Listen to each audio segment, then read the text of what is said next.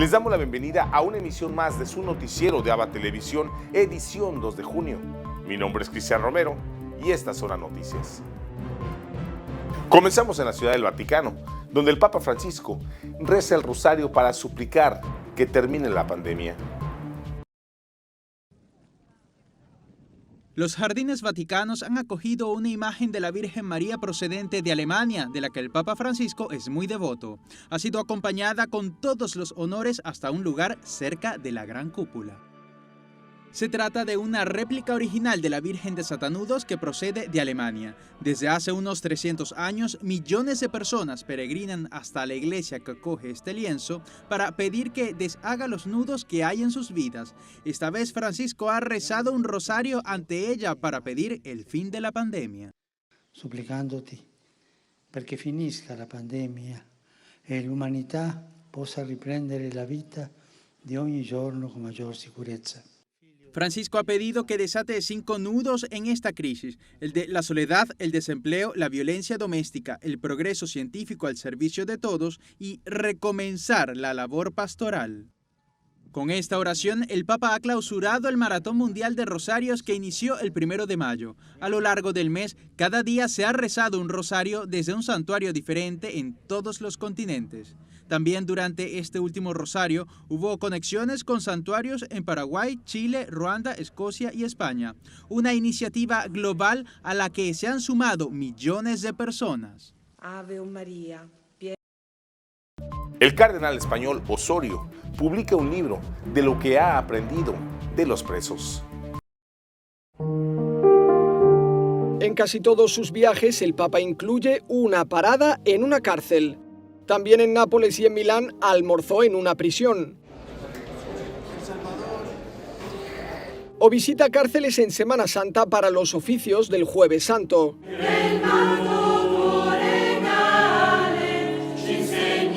También desde hace años lo hace el cardenal de Madrid, Carlos Osoro, que confía que en estos lugares ha recibido grandes lecciones de vida. Porque hay vidas extraordinarias, hay biografías que merece la pena, es decir, uno dice, si yo hubiese pasado por estas circunstancias, posiblemente había hecho esto o peor. El cardenal Osoro recoge la experiencia y lo que ha aprendido en este libro, Mi maestro es un preso.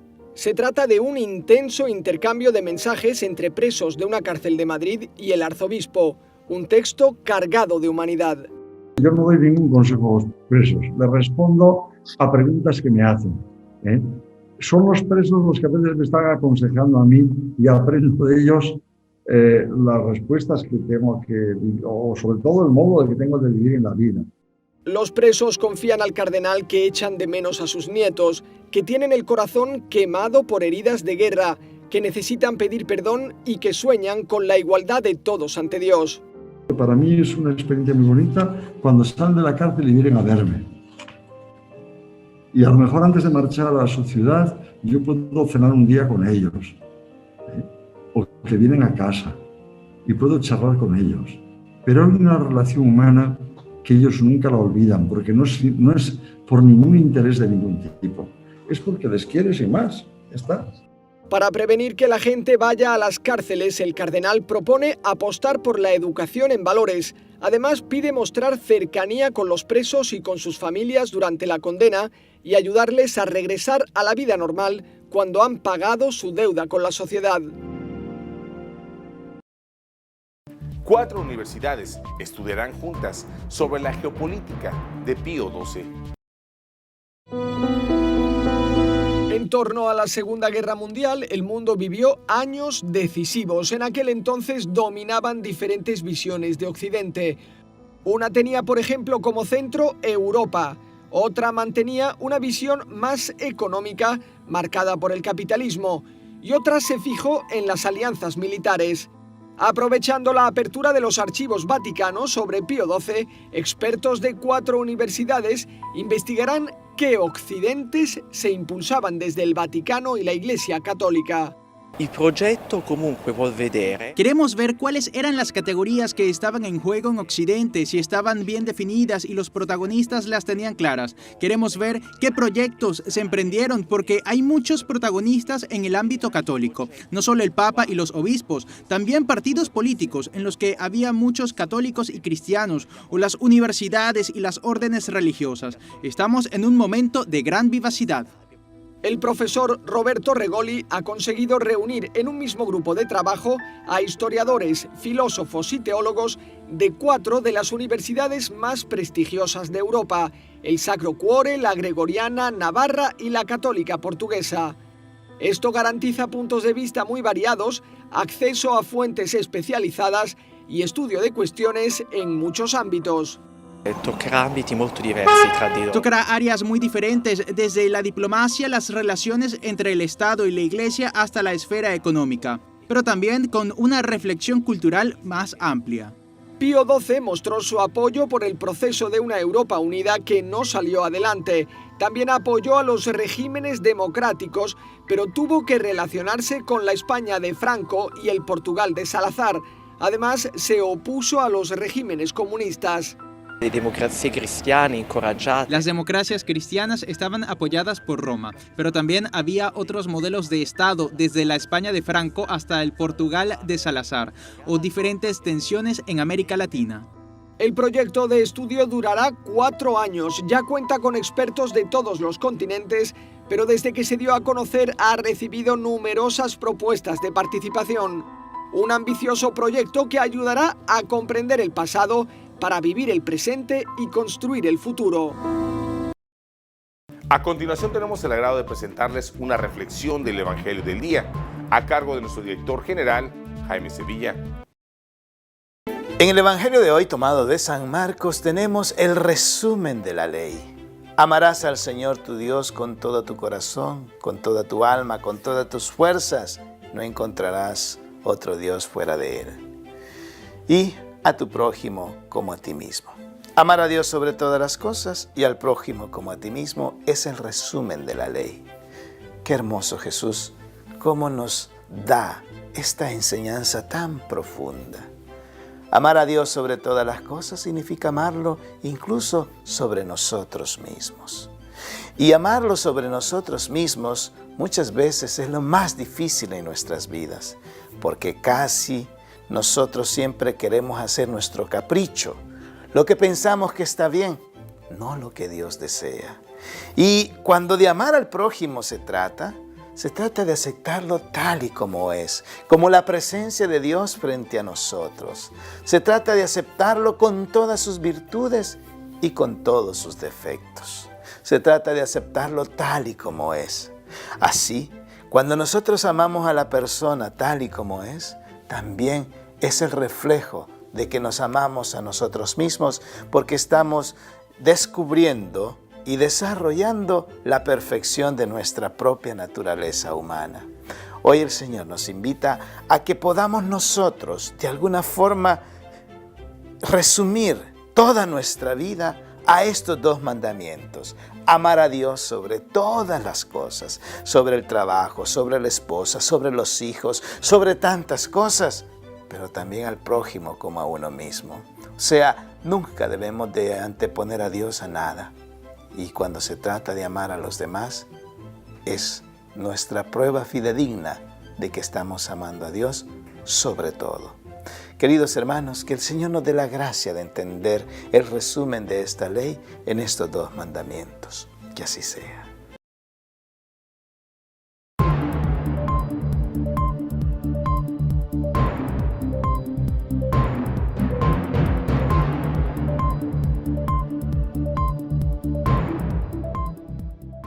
Estas son las noticias más importantes de los Estados Unidos, traídas gracias a la cortesía de La Voz de América. Hoy en Estados Unidos se conmemora el Día de los Caídos en recordación de los militares muertos en las distintas guerras en las que participó el país. Y los estadounidenses, por cierto, visitan los cementerios que este año volverán a abrir sus puertas para este propósito, luego de que el año pasado estuvieran cerrados por la pandemia del coronavirus. Hoy es un día feriado nacional en todo el país.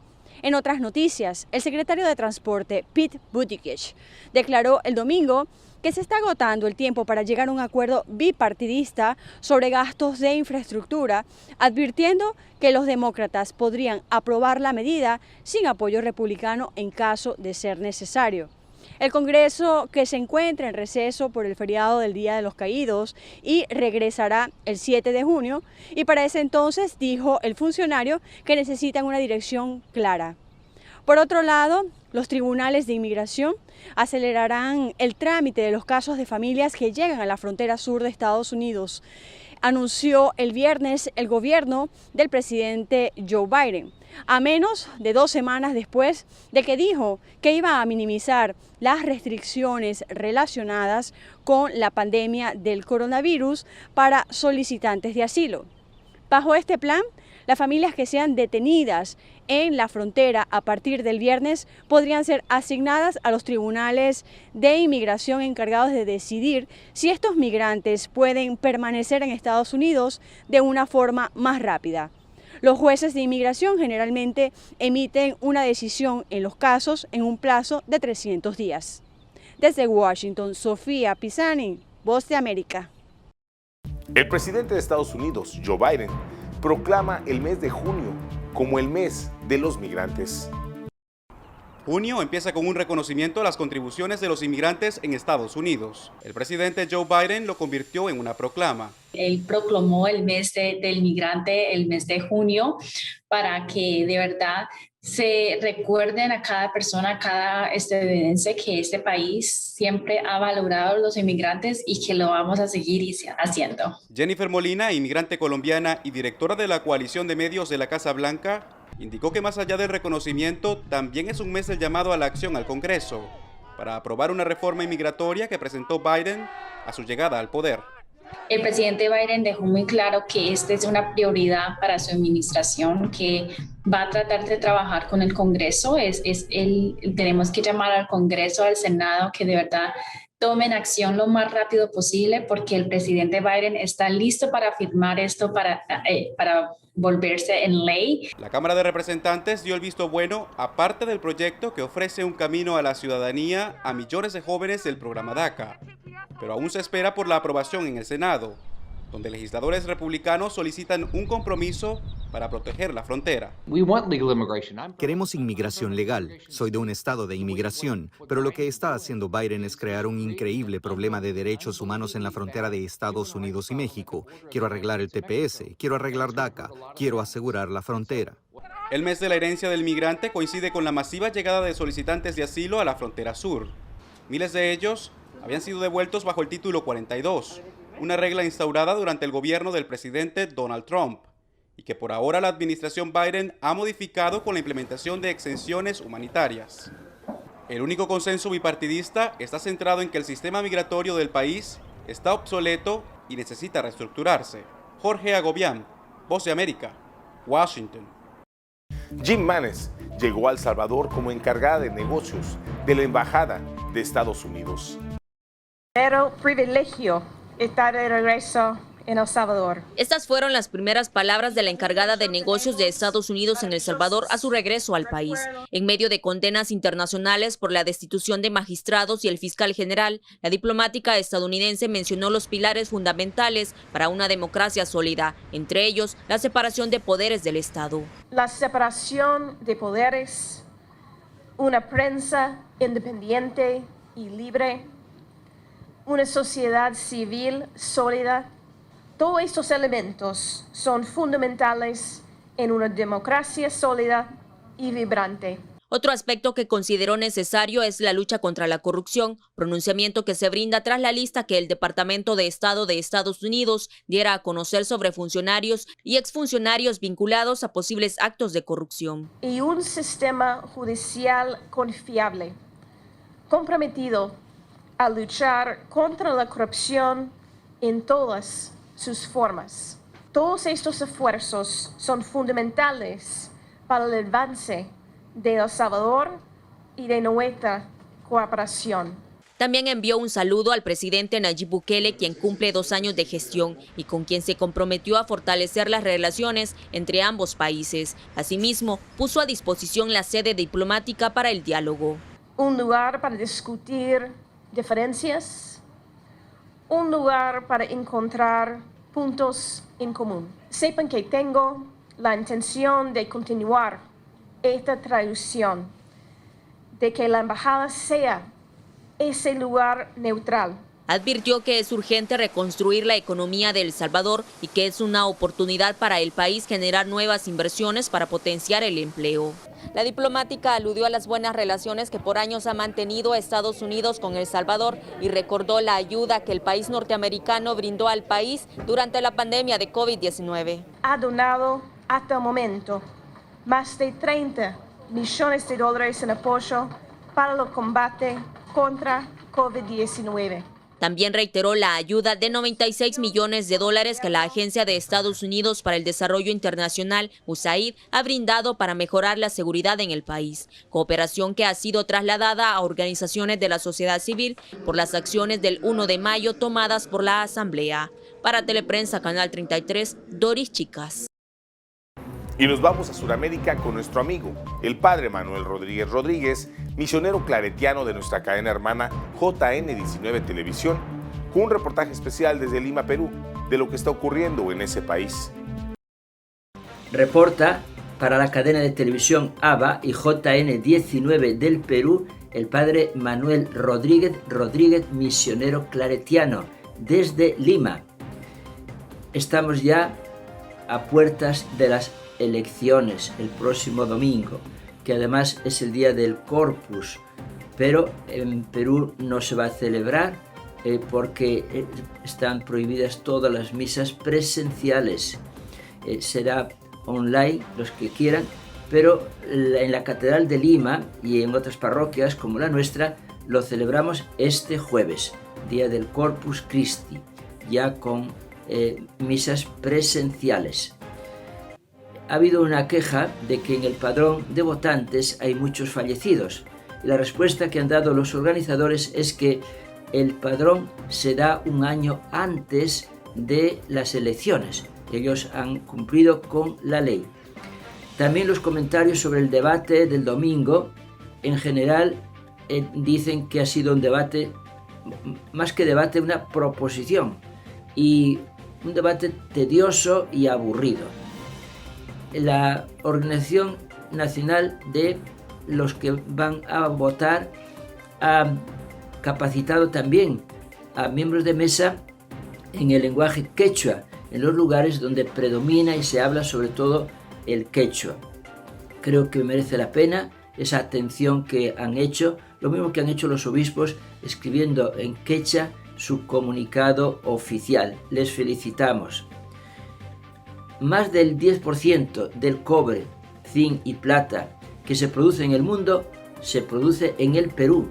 Por eso sí hay que decir que el Perú es un país rico. Lo que hace falta es explotarlo bien y que haya proporción en la distribución de las riquezas. El juzgado de Lima ha autorizado al fin que el sector privado pueda comprar e importar vacunas contra el COVID-19, con tal que sean distribuidas y aplicadas gratuitamente a las personas que dependen de esa entidad o sus familiares o allegados más cercanos. Creo que es un paso muy importante porque así se va a avanzar más en la vacunación, siempre guardando los protocolos necesarios. Hasta el momento han sido ya vacunados con las dos dosis 1.222.000 personas. En 619 centros escolares ya se imparte la enseñanza semipresencial. Ha habido un robo muy notorio a Carlos Álvarez. Carlos Álvarez es súper conocido por su humor, por su colaboración. Cuando él estuvo enfermo de COVID en el mes de febrero, decidió trabajar para ayudar, sobre todo a los más pobres. Y tenía un almacén que con su dinero, con ayuda de otros, estaba muy lleno de alimentos, de leche, de sillas de ruedas, pues todo en una noche se lo robaron. Como él dice, miserables porque no dejan ni hacer el bien. Reportó desde Lima el padre Manuel Rodríguez Rodríguez, misionero claretiano.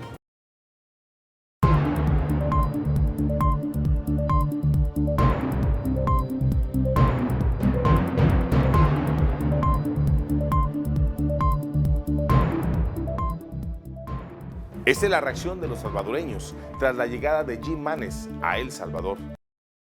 Bueno, de parte de ANEP estamos sumamente complacidos con la llegada de la encargada de negocios Mains.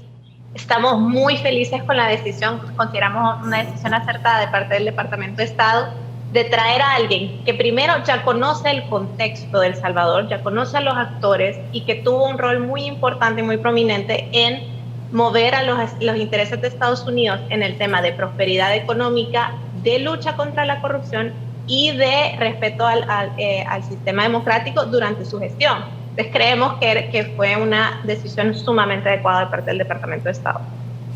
Ahora bien, habló de temas importantes: separación de poderes, prensa independiente y libre, sociedad civil sólida, sistema judicial confiable. El abordaje de estos temas en su discurso, en el que, no hubo preguntas de la prensa, pero sí una importante declaración, ¿es casualidad? No, no es casualidad, pero tampoco entendamos que es algo que Estados Unidos ahorita decidió que va a trabajar en estos temas.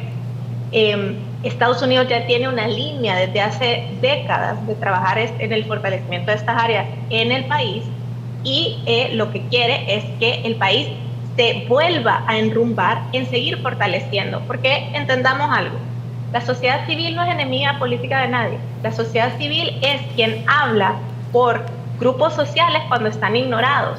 Ha sido la voz de desaparecidos, de víctimas de la guerra, ha sido la voz de la ciudadanía cuando nadie en el gobierno le hacía caso al tema de la lucha contra la corrupción. Es lo mismo el periodismo. Aquí no habría un presidente de la República o un funcionario preso si no fuera porque había prensa independiente que era quien destapaba los casos de corrupción y luego obligaba a las instituciones a reaccionar.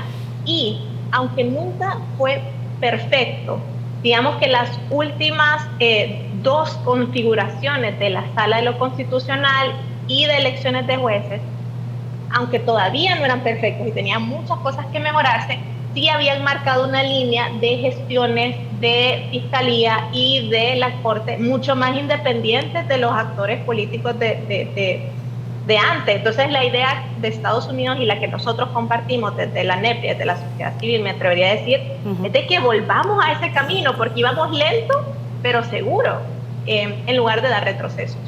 Ok, Leonor, ustedes como ANEP han expresado la preocupación, ¿no?, por hechos como los desarrollados el pasado 1 de mayo en la instalación de la nueva Asamblea Legislativa, y esto precisamente también concuerda con los señalamientos que hace Jim Manes. Incluso ha dicho en sus primeras palabras pues que pone a disposición la embajada para un diálogo entre todos los actores, llámese instituciones del Estado, llámese también sociedad civil, de la cual ustedes pertenecen. ¿Esperarían en las próximas horas poder tener algún acercamiento? ¿Creen que hay una esperanza de acercamiento a través de una organización como lo es la Embajada de los Estados Unidos en el país? Definitivamente, creo que la embajadora Mains, la encargada de negocios, puede jugar un rol importante en abrir espacios de diálogo, que creo que es lo que está faltando. Lo hemos dicho en repetidas ocasiones, la ANEP está dando señales muy claras de que está dispuesta a participar de este diálogo y a construir esta visión de país que todos la tenemos, de que haya más trabajo, que sea más próspero, pero necesitamos estas reglas básicas de respeto. ¿Por qué? Ningún país ha sido próspero ni ha tenido el bienestar de su población sin un órgano judicial independiente, sin una fiscalía independiente. Lo que nosotros queremos es contribuir a la construcción de ese mejor futuro, que el salvadoreño sienta esperanza en el país, que se queden. Nosotros queremos que nuestros salvadoreños se queden acá, no que huyan en condiciones bastante peligrosas y deplorables. Y creo que en ese sentido, creando un espacio y la disposición real de todos los actores para dialogar y hallar soluciones, Creo que ese es el camino correcto, es el único camino, ¿verdad? Todo lo demás, los caminos en los que se pretende que un solo actor o una sola voz resuelva los problemas del país, no hay un solo ejemplo en el mundo donde esa ha sido la ruta adecuada. Hoy, 2 de junio, en el Santoral de la Iglesia, celebramos el Día de San Potino y los mártires de León. Conozcamos sus historias. Todos temían que Blandina renegara de Cristo, pues al final de cuentas su fragilidad física y la timidez derivada de su condición de esclava daban para pensar que no tendría la valentía y la temeridad que el momento reclamaba. Pero sus compañeros de cautiverio se llevaron tamaña sorpresa, cuando esbozando una amplia sonrisa le dijo a sus jueces que era cristiana y no cesó de repetirlo mientras se desarrollaba la primera tanda de torturas que estuvo aderezada con toda clase de tormentos, latigazos, apaleadas, hierros candentes, baños con agua hirviendo, y al caer el sol sus verdugos tuvieron que suspender la sesión porque estaban exhaustos. Y entre tanto ella, con la misma sonrisa luminosa, seguía proclamándose cristiana a pesar de que era una masa informe. Ya en su celda, se sumió en un reparador sueño del que despertó al otro día renovada y con un entusiasmo exultante que fortaleció a los que estaban en fila para el suplicio.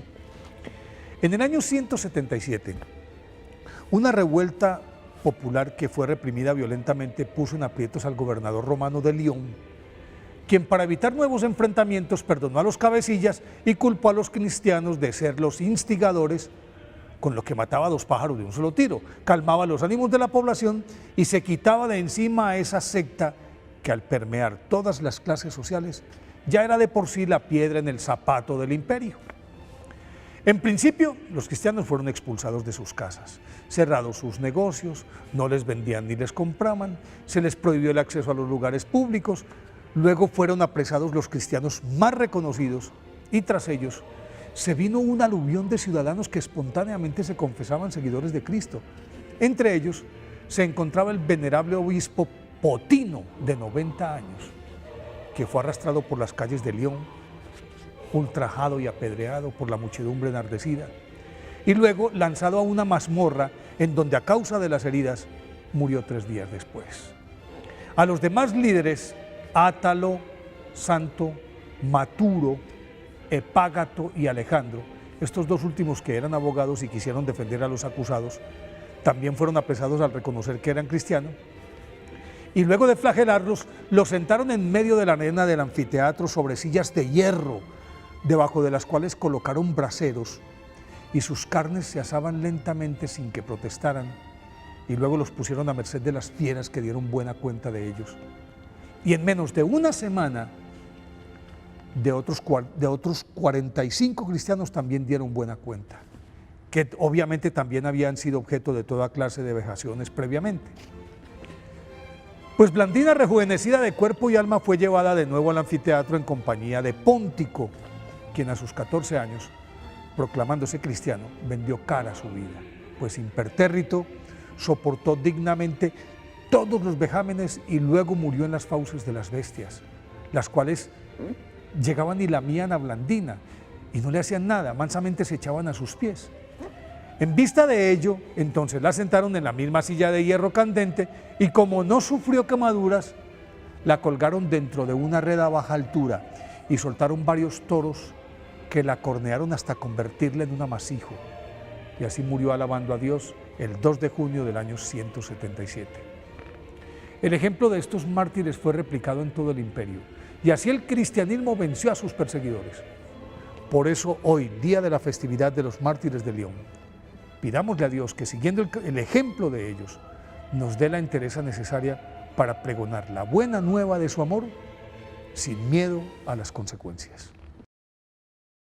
Y así llegamos al final de una emisión más de su noticiero de ABA Televisión. Muchas gracias por su preferencia y continúen con nuestra programación. Les invitamos a sintonizarnos por www.abatvn.com, por Canal 75 de Guatemala por Multivisión, en nuestras plataformas digitales de Roku TV y Amazon Fire, así como en nuestras cadenas hermanas y como siempre en nuestras redes sociales. Ahí nos vemos y que Dios les siga bendiciendo.